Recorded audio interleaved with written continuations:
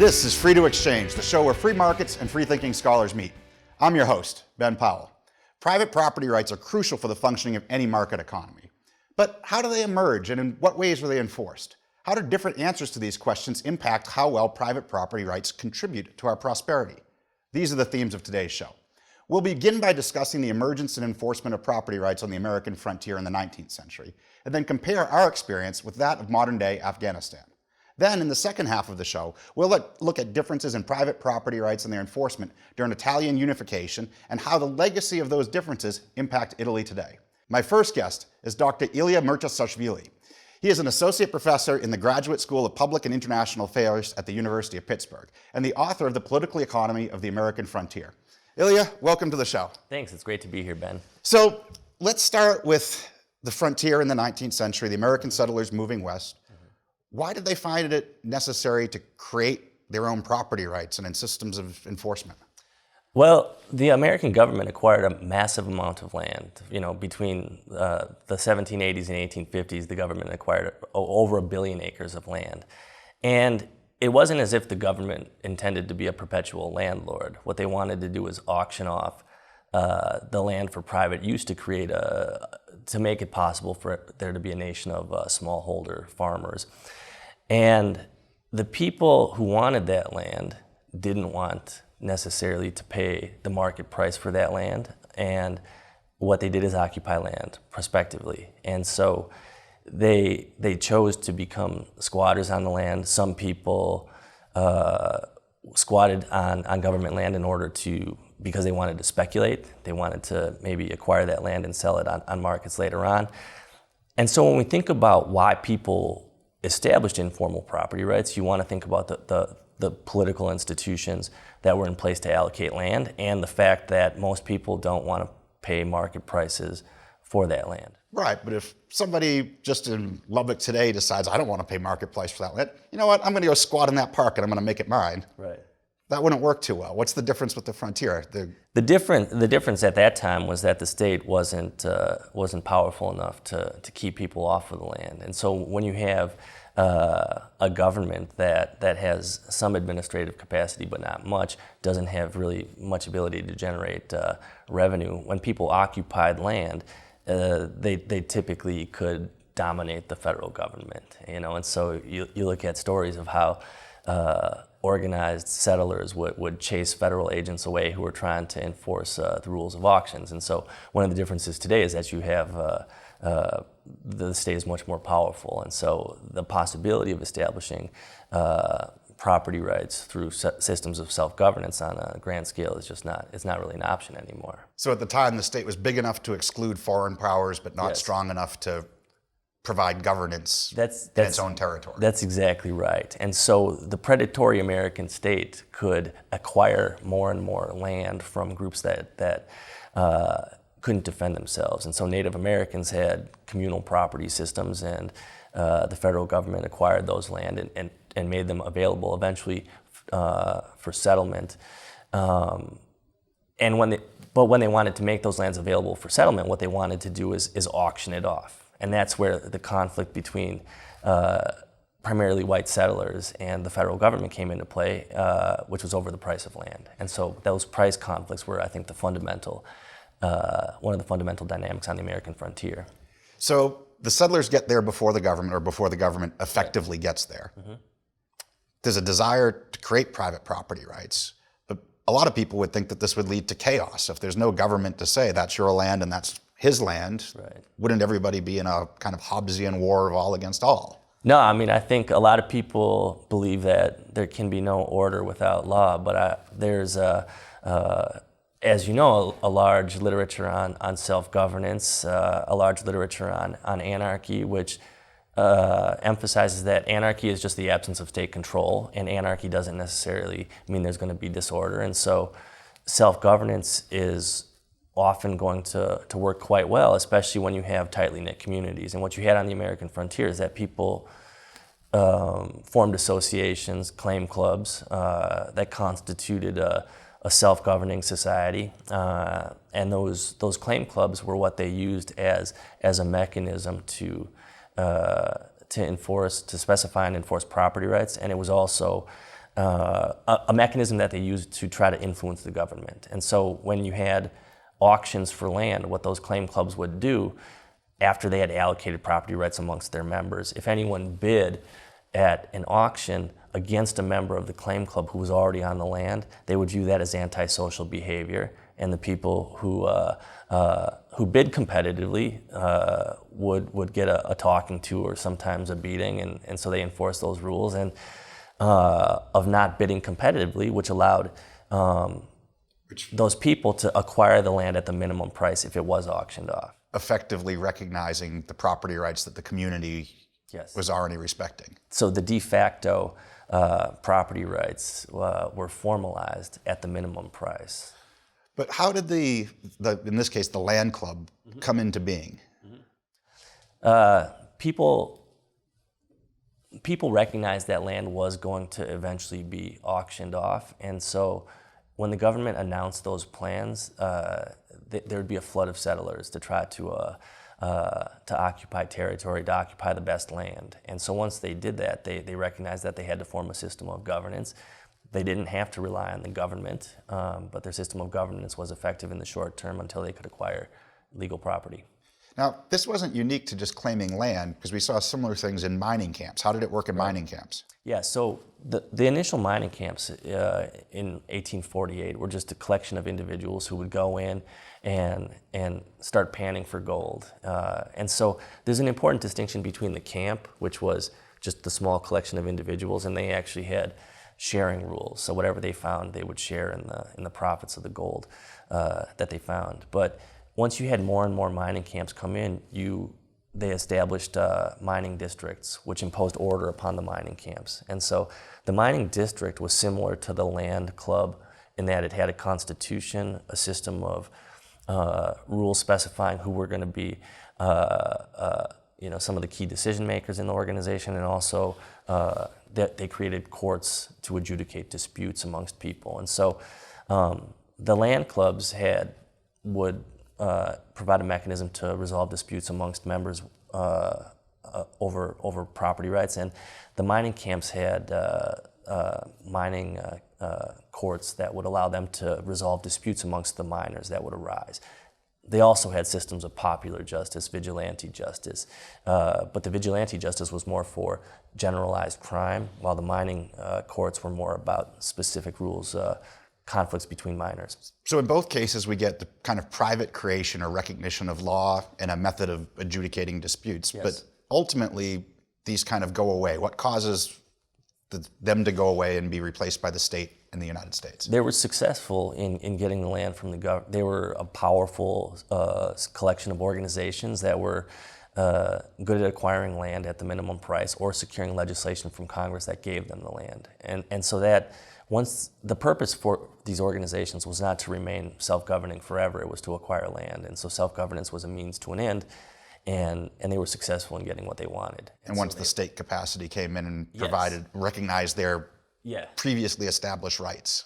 Yes, and so the U.S. government it wasn't necessarily strong enough to keep people off the land, but it was credible when you had a legal document from the state, from the U.S. government that was viewed as something that was beneficial. So the government was strong enough to give credibility to legal title, but not strong enough to have auctions for land. To prevent them from establishing their own. So let's transition with only a few minutes left here. We won't be able to do it completely justice, but people think of modern day Afghanistan as complete chaos there, but here's another place where state capacity for enforcing law is lacking. Right. How are people coming up with private property rights there, and how are they enforcing them?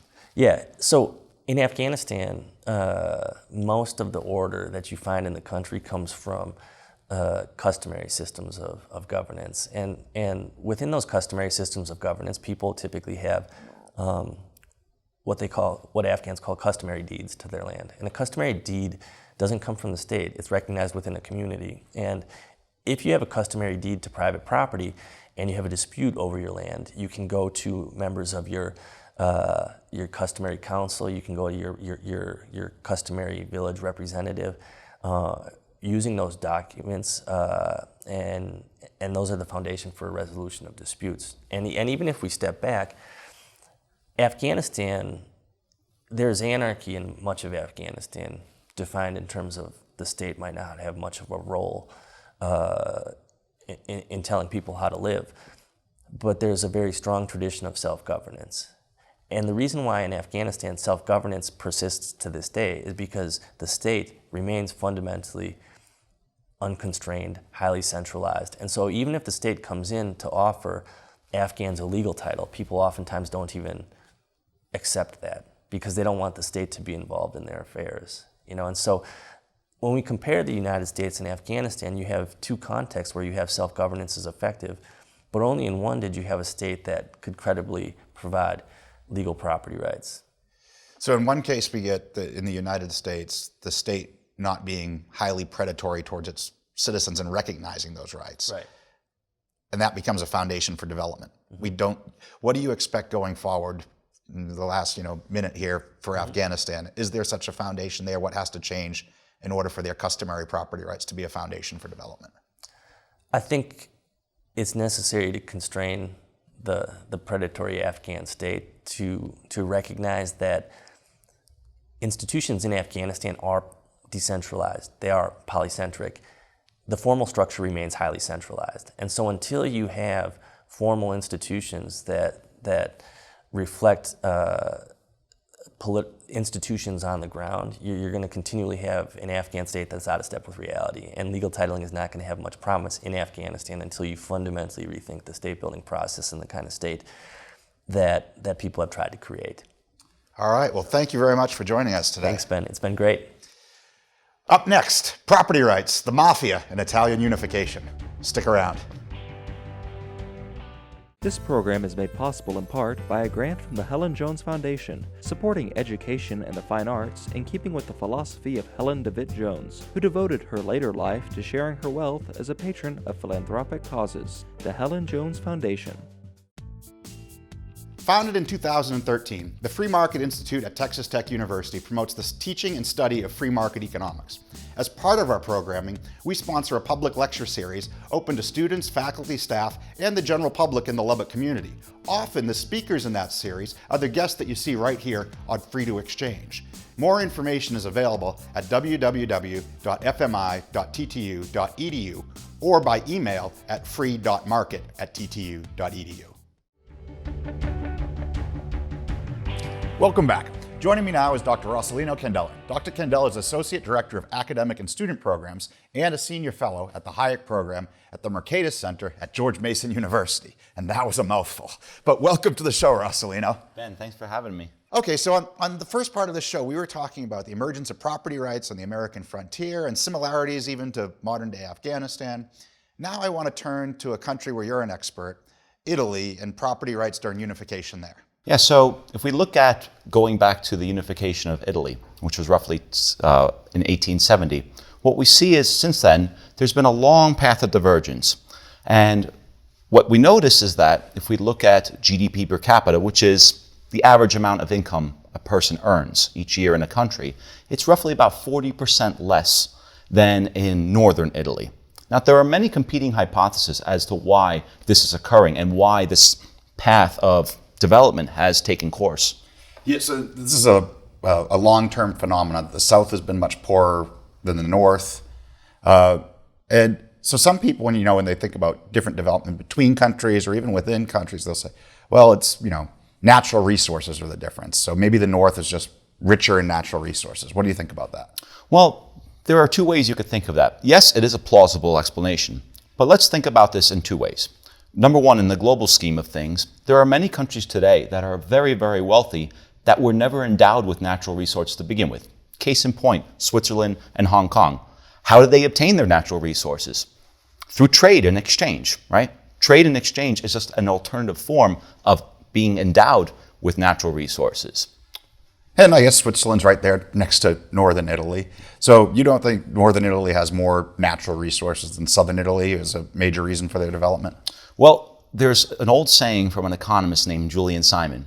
The ultimate natural resource is the human mind, right?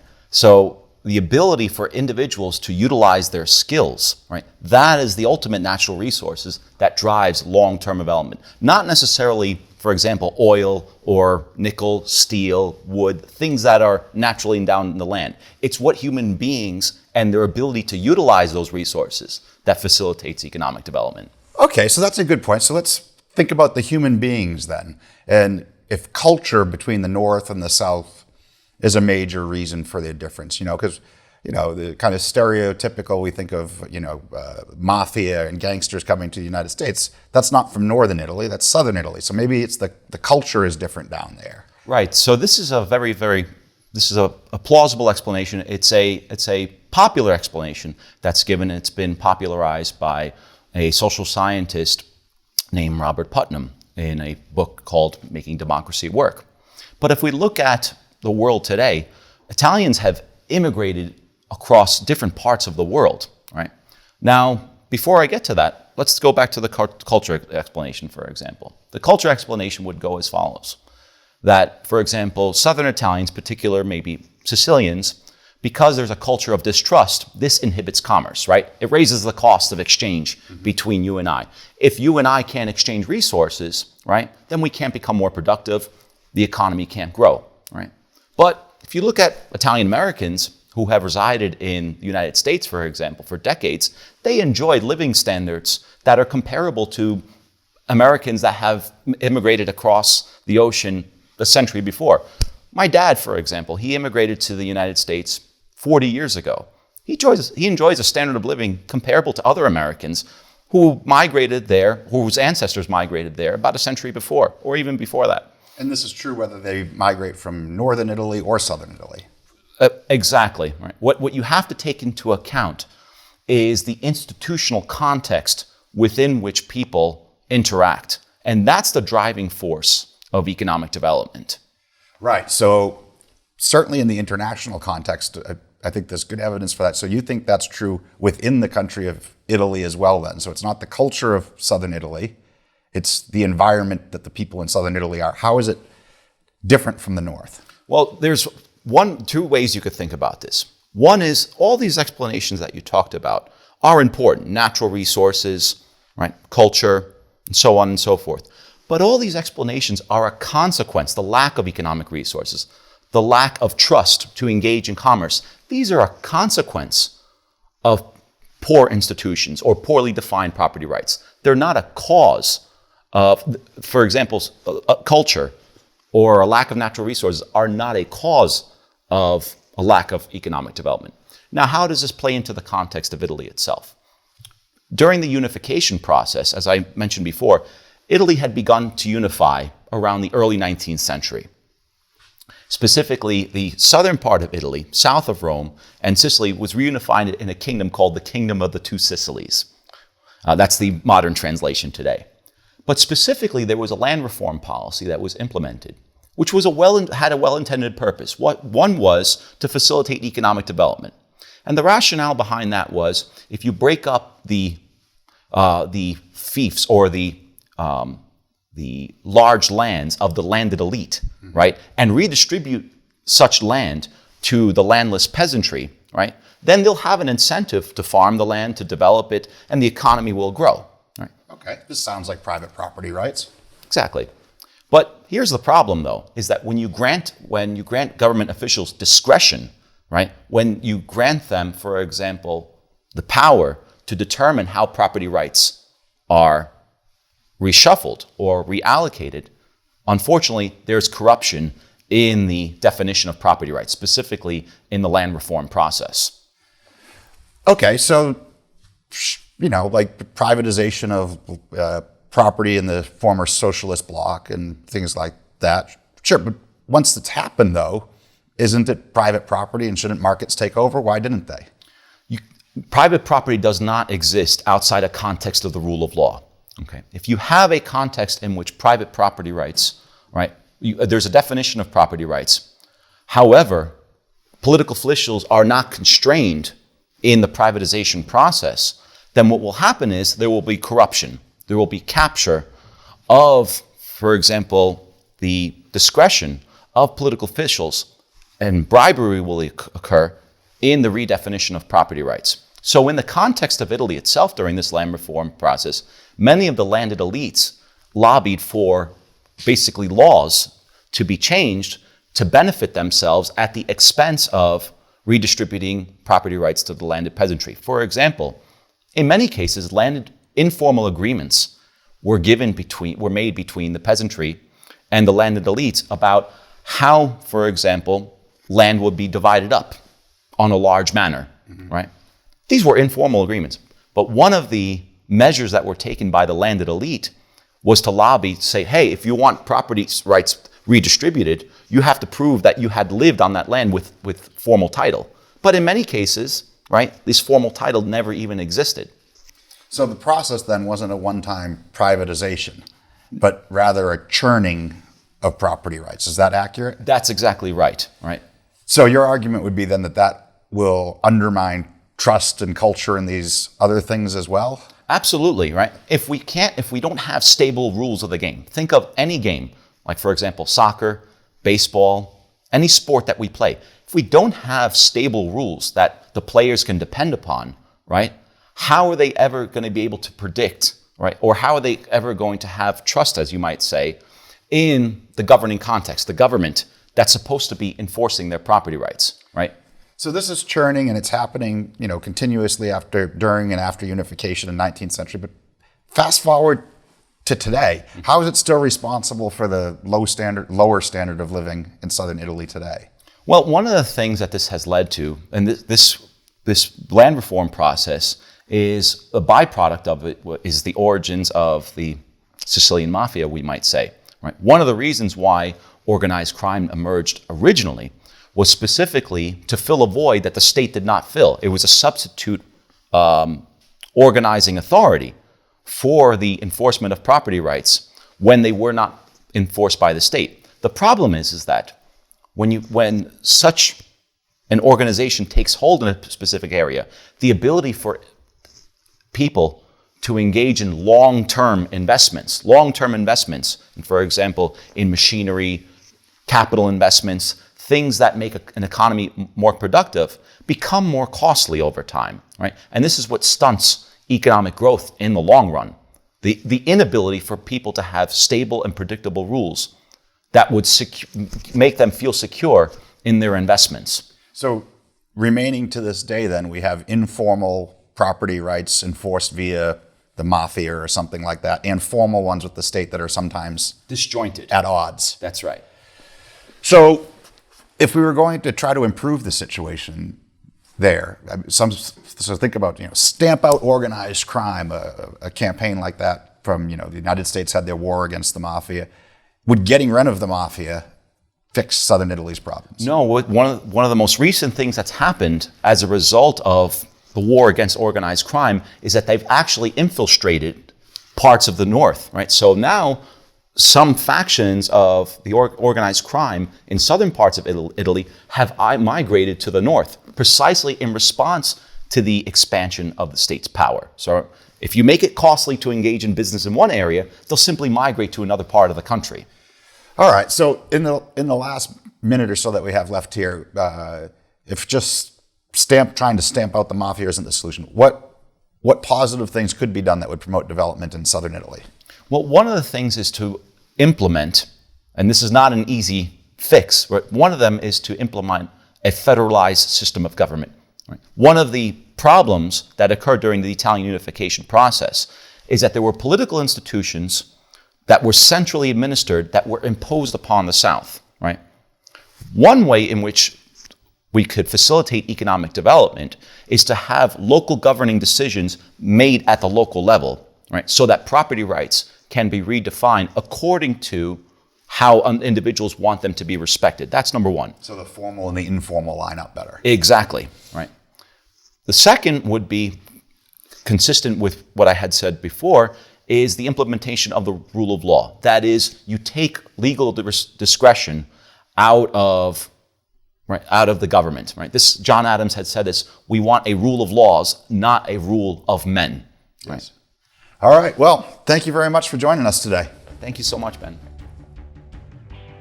Private property rights. are essential for any market economy and the foundation for economic development. But many people mistakenly think that the state is necessary to create and enforce those property rights. However, on today's show, we learned that in the 19th century American frontier, modern-day Afghanistan, and at various times in Italy, people created their own private property rights and even created their own methods for enforcing them and adjudicating disputes. But what we've also seen is that when the state comes along, if they don't recognize those private property rights and instead cut against them, that can undermine development as it does in modern-day Afghanistan or in Italy after unification, and that these effects can persist for a very long time. Hopefully, more states will appreciate the fundamental importance of private property rights and recognizing those that many people have around the world that their governments currently don't recognize. We'll see you next time.